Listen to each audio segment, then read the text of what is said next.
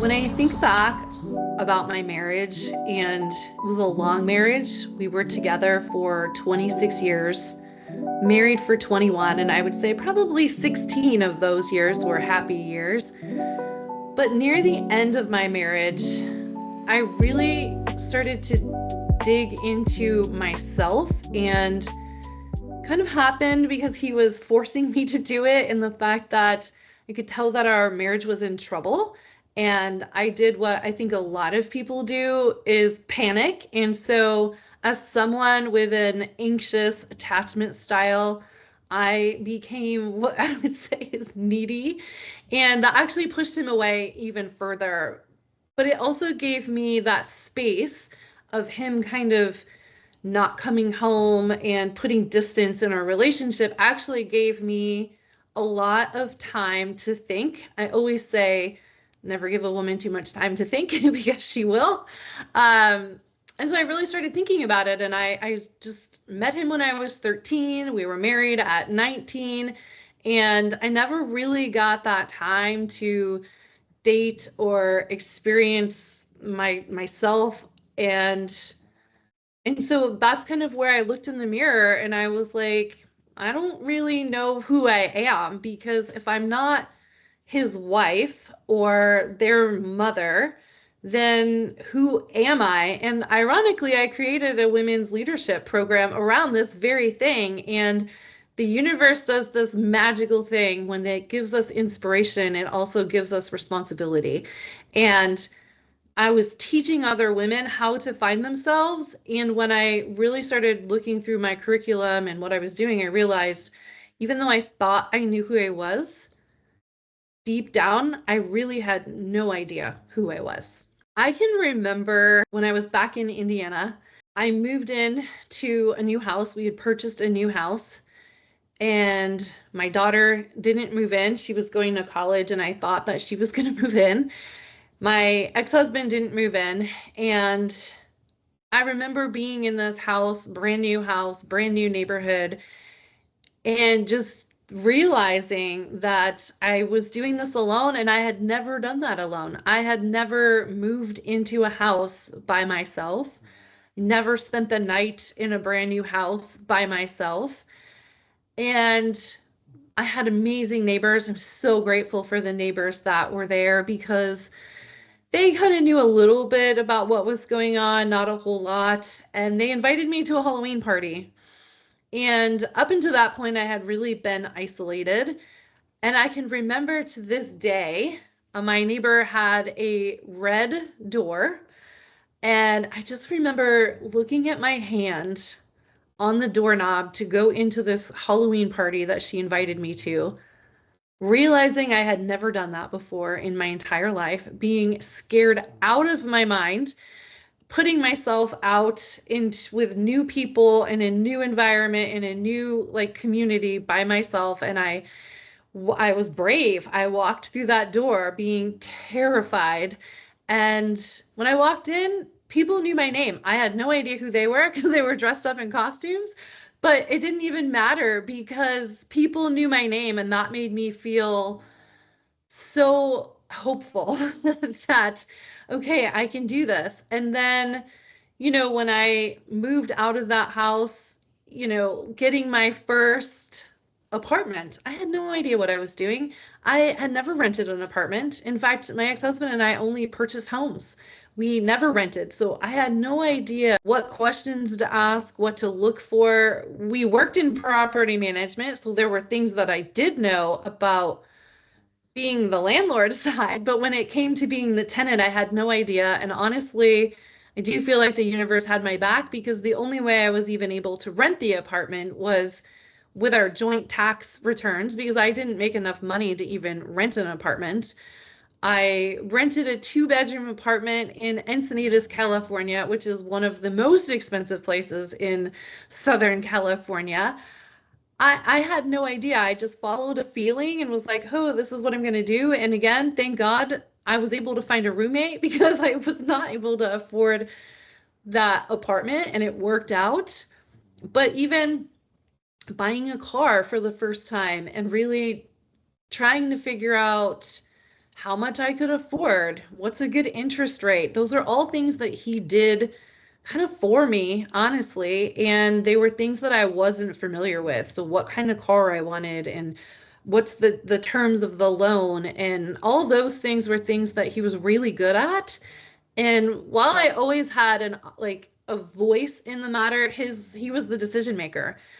For me, making those decisions was something I was really uncomfortable with, and I can see how those decisions can absolutely change a person's life if you don't have other people that can support you in making those decisions. And fast forward, I can say my best friend has become that person for me, where we run things by each other. Like, does this sound like a good financial decision or not? Because it's very isolating, and putting yourself in over your head financially, even with one signature, can really impact your life in not such a great way. When I moved to California, which was also a whim, and I knew moving to California was the right thing for me. It's something that had come up for me probably a year before I actually pulled the trigger. I was trying to find a job. I was trying to start a life again with very limited support.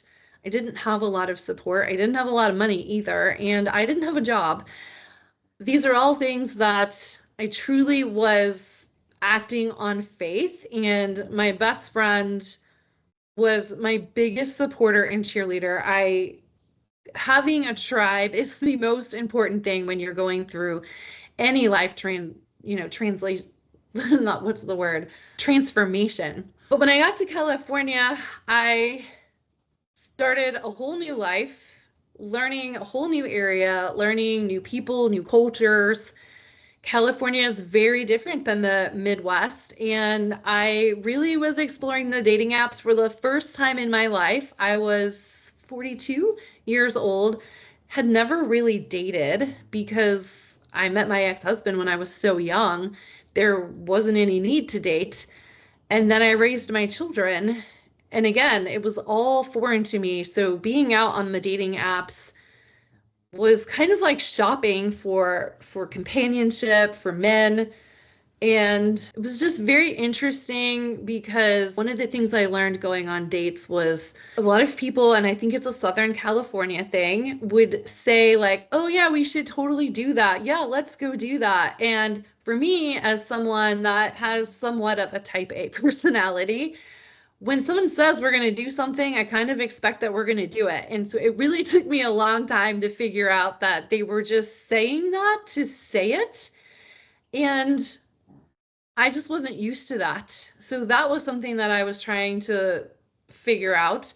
I remember going on so many different dating stories I can tell you, but I went on a date with this one gentleman, and it was very interesting because we met. I was living at the beach, and we met. I walked to like the pier, and so we met at the pier.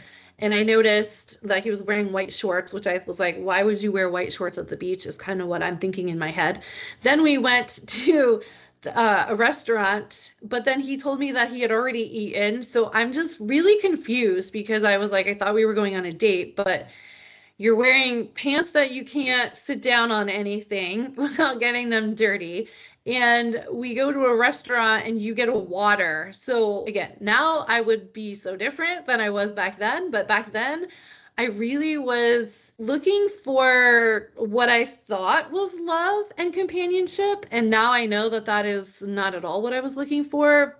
And I remember people that have been through this, people that I trusted as my wise counsel, kept telling me, you need to fall in love with yourself. You need to spend this time with yourself. And I really hated that they were saying that because I don't believe in timelines. I don't believe that love and finding relationships has to look any specific way.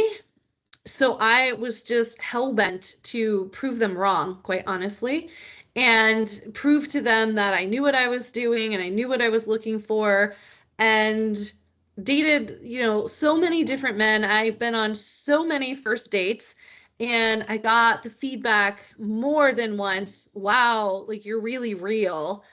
And didn't know if that was a thank you or thank you, because it was just, I didn't understand it. I didn't understand the dating culture, especially during COVID, was very casual, and people were just looking for essentially companionship or a quick hookup.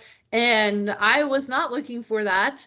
I was essentially going from a marriage trying to go into another marriage, which a lot of the men that I dated had never been married, or they had been divorced so long that they were scared to death of what I offered to them because it was so real, and I had no idea why I was getting the feedback that I was getting. Got lots of likes, lots of conversations.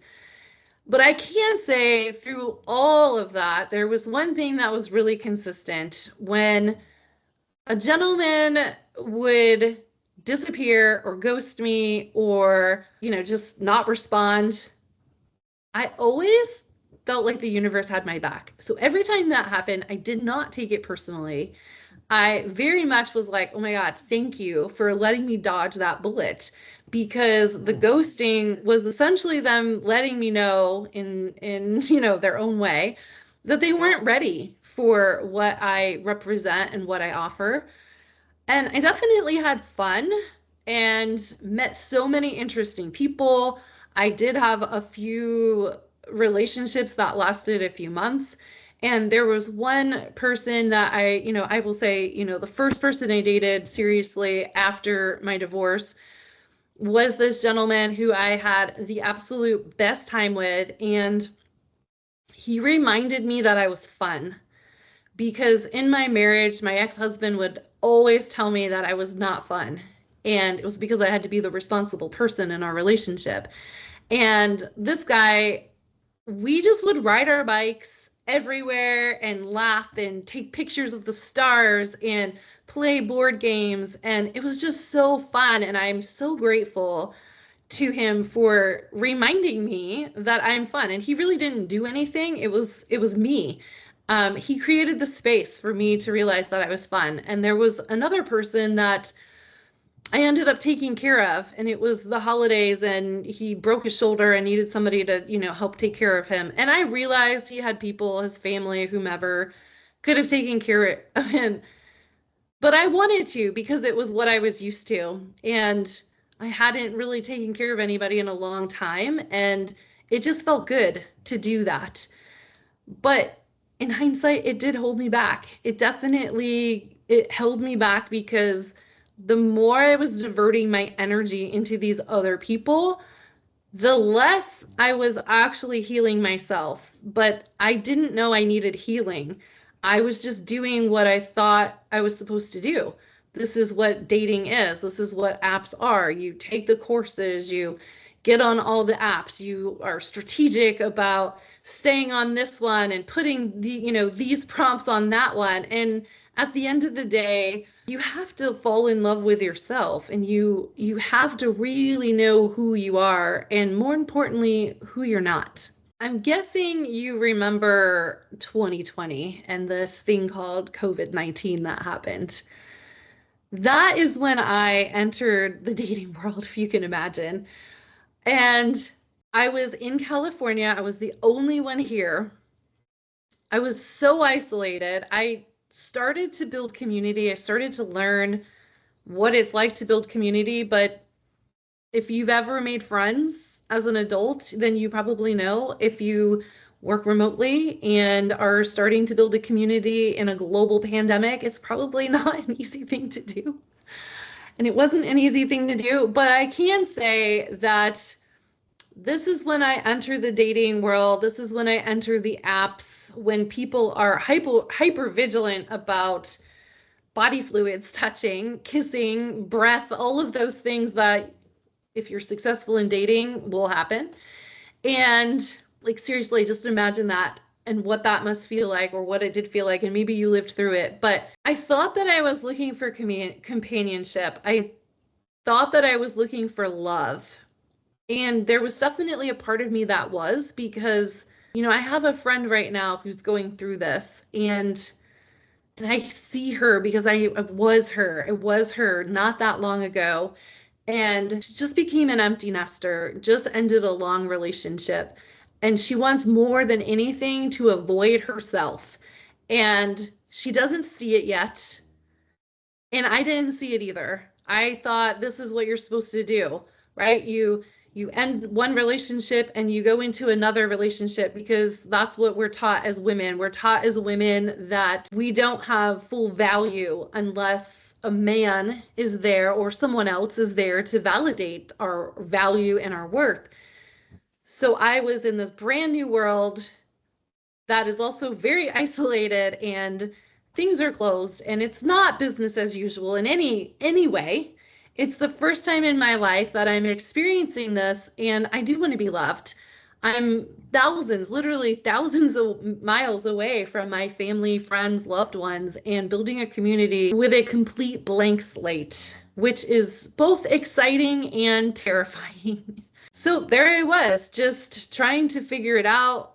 Seems pretty simple. You download an app, you put up a profile, and this really is before any AI. So this is, you're trying to be appealing to who you think you want to attract and put up the, right pictures and the right things about yourself. And then you start attracting people and start going on dates. And I really thought that I was looking for love. I really thought that I could have that love that I missed so much in my marriage. But what I learned, and what I hope you will learn, is it's important to give yourself space. There is so much wisdom in that space, in those in between moments. And this is what I really hope that my friend can learn. And I will say that I went kicking and screaming. So I was not someone who was like, oh, yeah, sure, let's go ahead and do this. I absolutely dug my heels in as deep as I could get them because I did not want to believe and I didn't want to confront myself. So instead, I found every distraction possible, whether that was through dating or reading self-help books, that a lot of great books, a lot of great authors, keeping myself busy so that I didn't have to sit with myself, because the thought of sitting with myself was so terrifying that I just wanted to avoid it at every cost. And fast forward to where I've landed now, and where I really do believe everyone can get to this place if they're willing to sit with themselves and do the work. And I've also learned that if you're not willing to do it, the universe will provide an opportunity for you to experience that kicking and screaming. I now see it on the other side. I thought I was looking for love. I thought I was looking for companionship, and I still want those things. It's not that I don't want those things. But now that I truly value myself and see what everybody else saw that I couldn't see because I was too distracted, is that, wow, I really do bring a lot to the table. And I think there's a surface belief that I think a lot of us do know what we bring to the table. We just don't believe it. And there is this space. The space is just so juicy and so amazing. And it's hard and it's uncomfortable. But having that space and giving yourself this space is not giving up. And I think there's a part of me that thought, if I do this, really go all in on this, I'm giving up. I'm giving up on finding love. I'm giving up on finding companionship. I'm surrendering. But the truth is that it is a surrender, but it's a different kind of surrender. It's not a negative surrender. It's a surrender to really so much spaciousness and expansiveness that you actually start to believe, truly believe, the value that you bring to the table, so that you no longer attract the people that don't match that vibration, and you no longer attract what you're tired of, what you've outgrown, the people that are vague, indecisive, that don't want to take the lead. It's the things that, when I think about my friend who's going through this, she deserves so much, and I can see that what she's asking for is not too much. But as long as you keep chasing these things down and really not taking the time to sit with yourself. And it doesn't mean that everybody has trauma, because I don't believe that everybody has to have this horrible, traumatic story. People with great childhoods face this too. This is a human condition. So none of us truly are exempt from it. And the timeline of finding love, that is really irrelevant because everybody is on their own journey and their own path. But taking the time to sit with yourself and really dive in to that relationship with yourself, what is it that makes you excited? What lights you up? If you had to do one thing for the rest of your life by yourself, what would it be?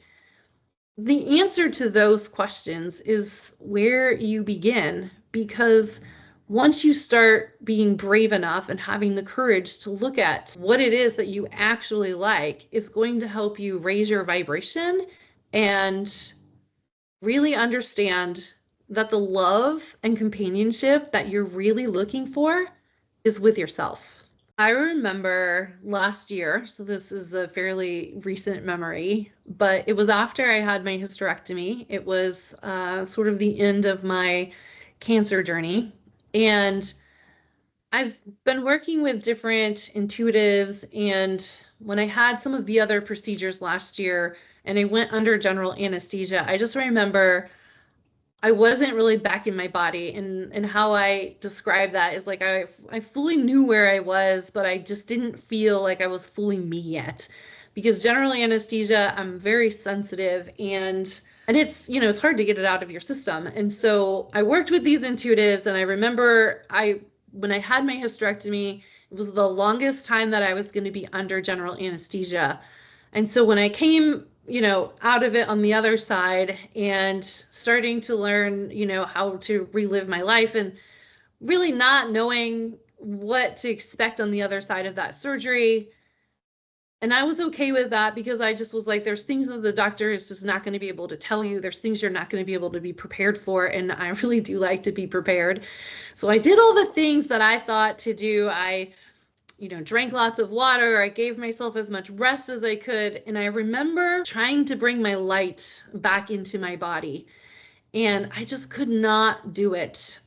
And this is a practice that I regularly do is, I feel like, okay, something feels a little bit off. I don't know that I feel like I'm in my body. And so I just pull the light from like above my head into my body, essentially. And I could not do that after my surgery. And I was talking to one of my friends who was also an intuitive, and she asked me if I could bring it down into the area where my womb used to be.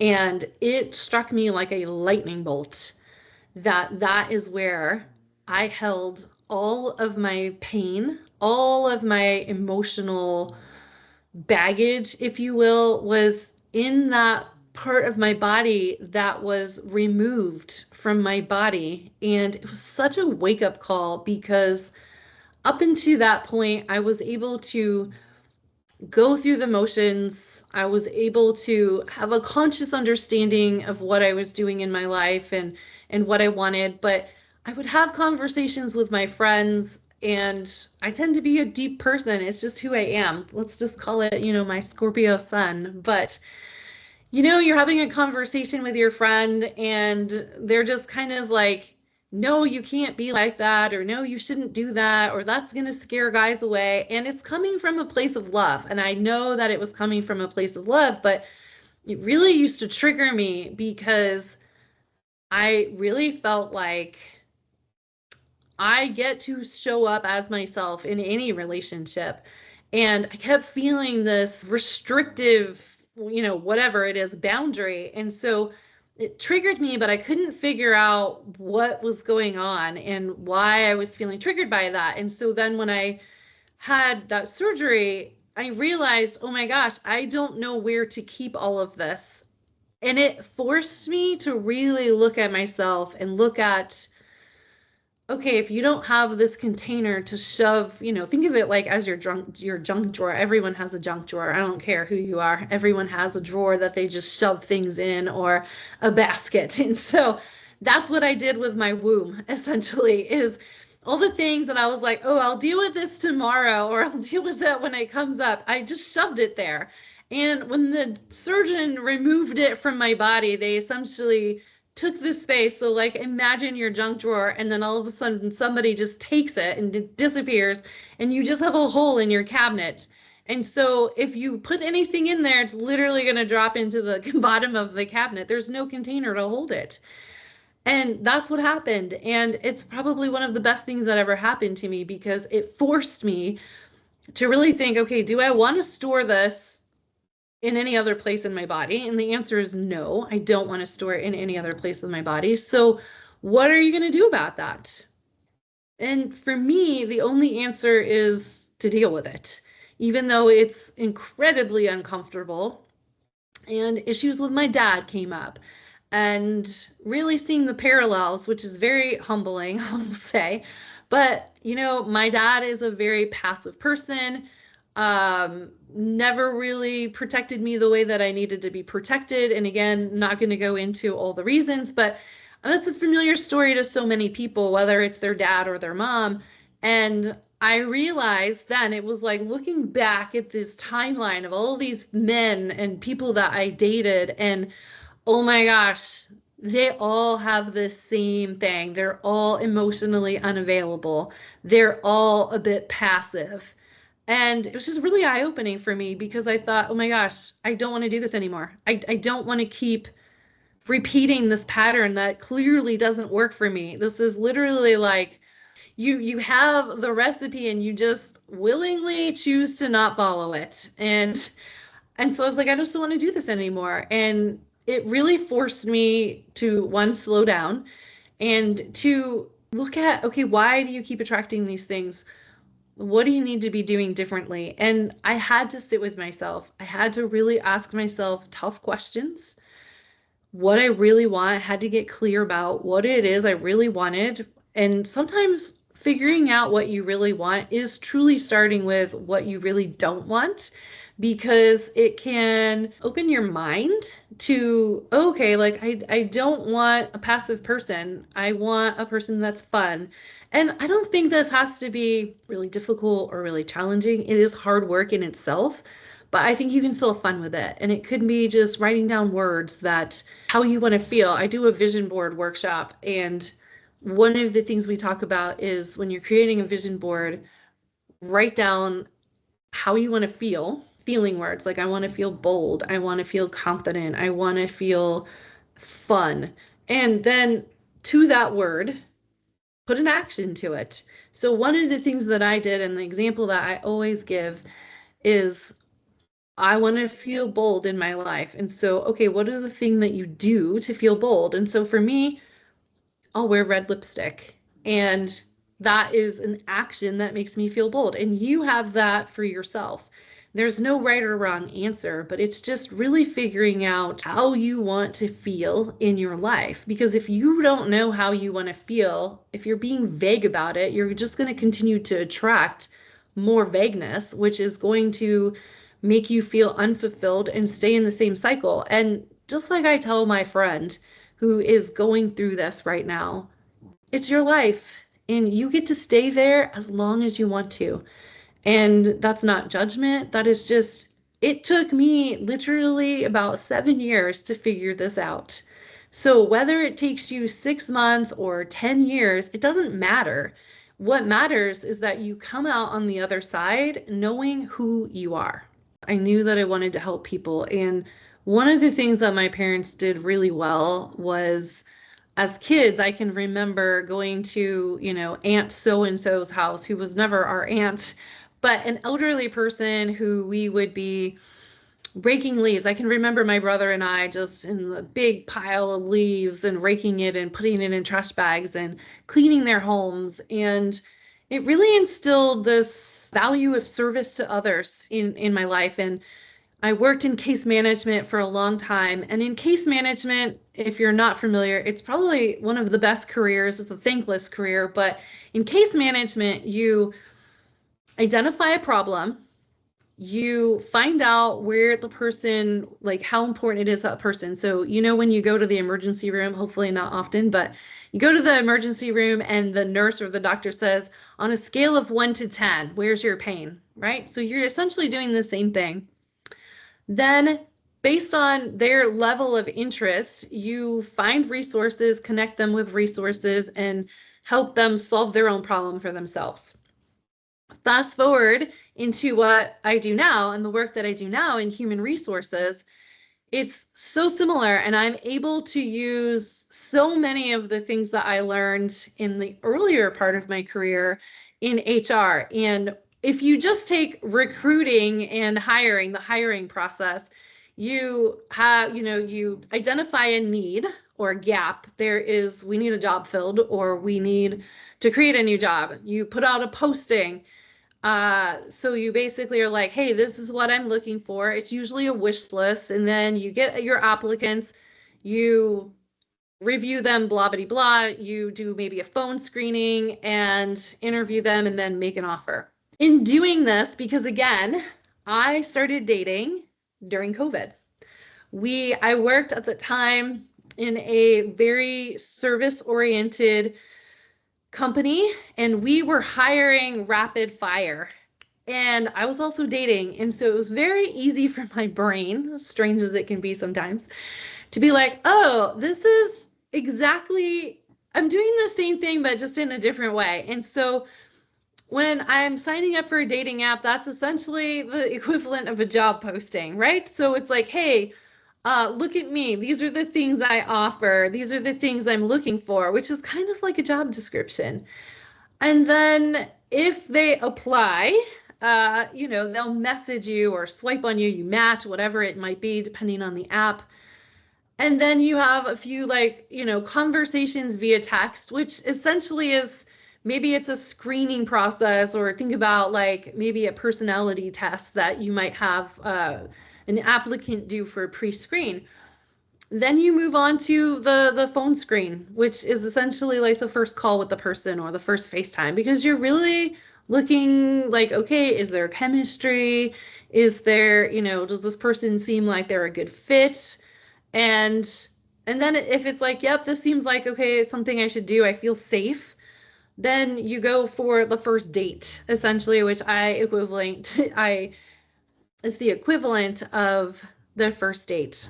It's just like a really interesting phenomenon, because it really is so true. It's so simple, but you're essentially looking, just like they're interviewing you, you're interviewing them. And I think going on dates, it really is, at least in this stage of life, it really is more about how do you feel. So even when I'm looking for a new client or a new job, it's the same exact thing for me. How do I feel? Does this feel aligned with what I want to create, what I want to achieve in my life?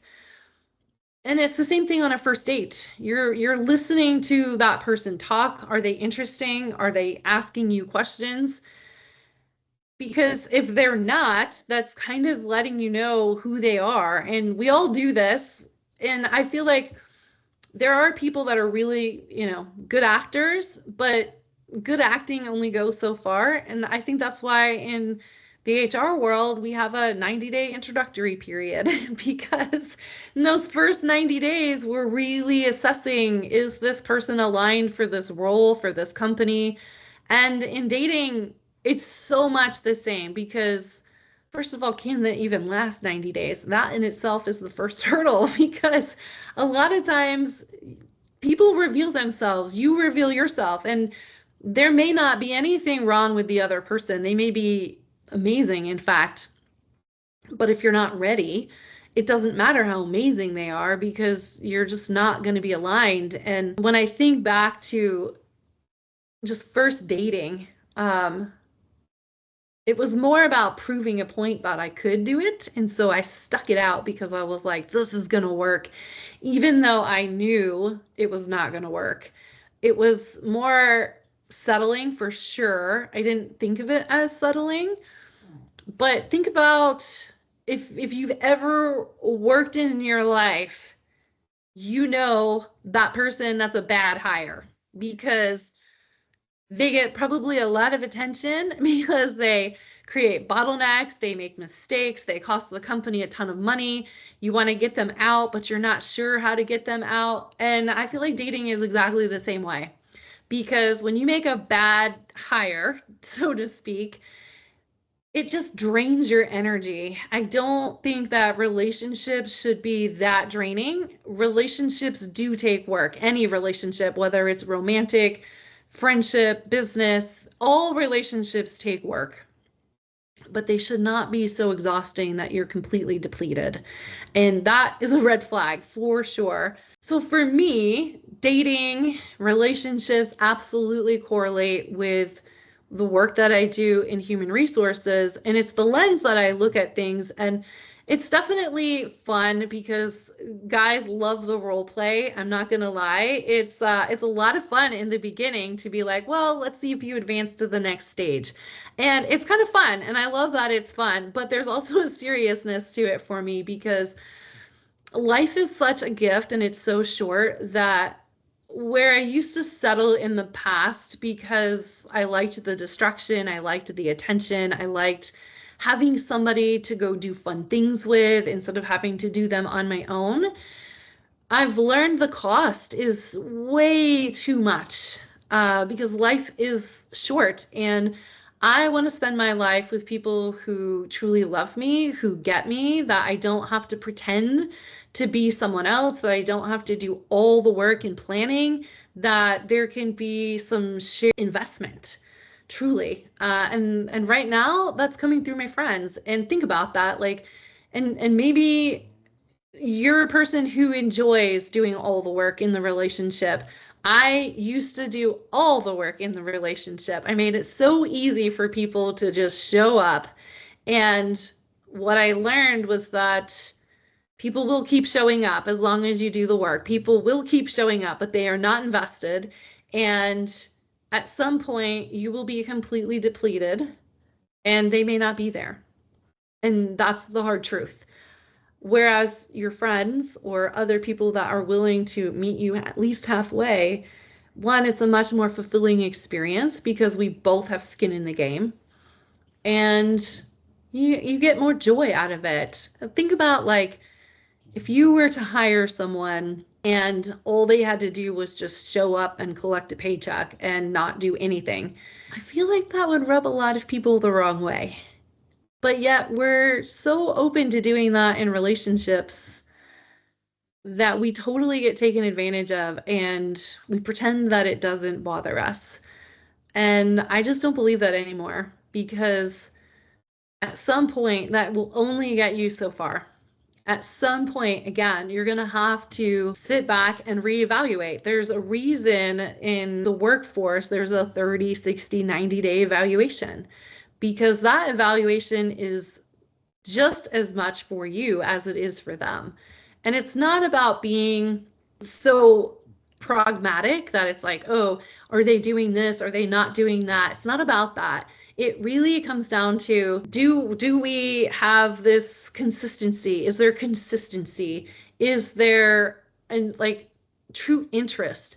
Is there like do we get along? How do I feel when I'm with this person? Do I feel safe with this person?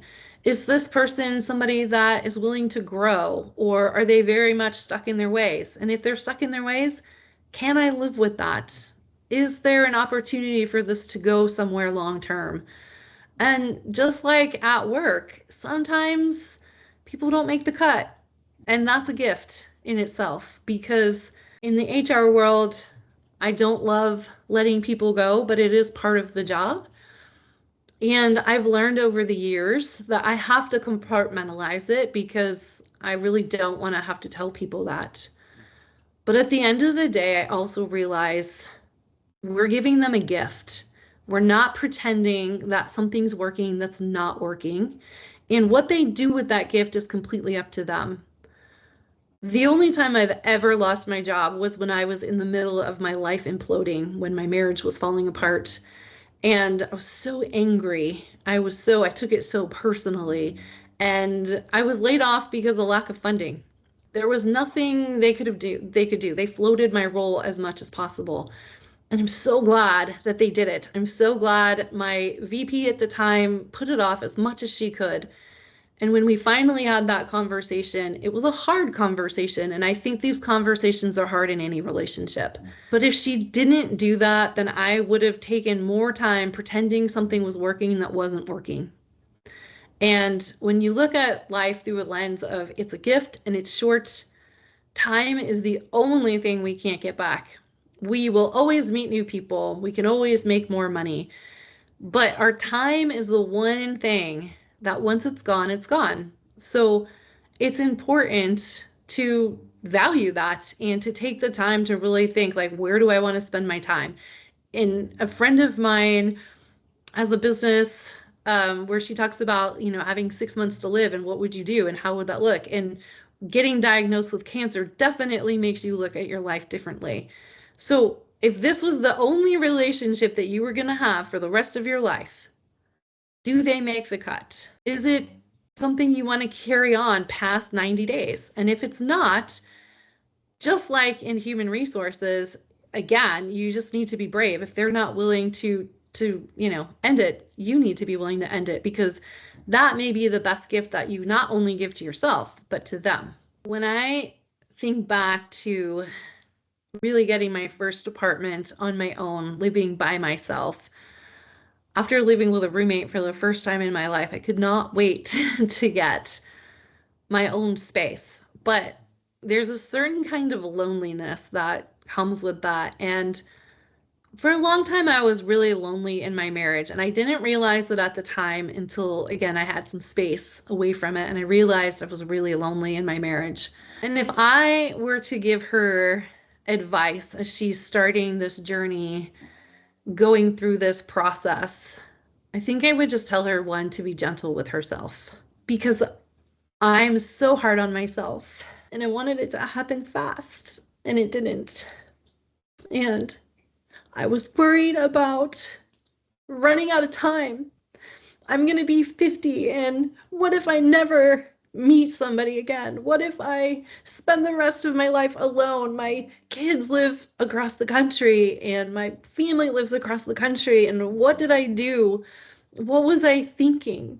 And I think I would just tell her to give herself a hug and to just be gentle with herself and to laugh and to find joy in little things, to buy the thing that she's so afraid to buy for herself, to go on the trip. And I've heard that so many times, book the trip, go on the trip.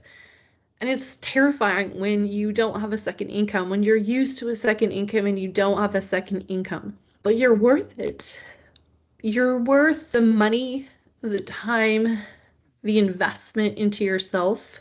I avoided being alone so much and was definitely codependent on my friends, but I came out of a codependent marriage. I was raised in a codependent home, and again, until I had space, I didn't even realize it. And then my friends all got married and they moved away, and I had to confront myself.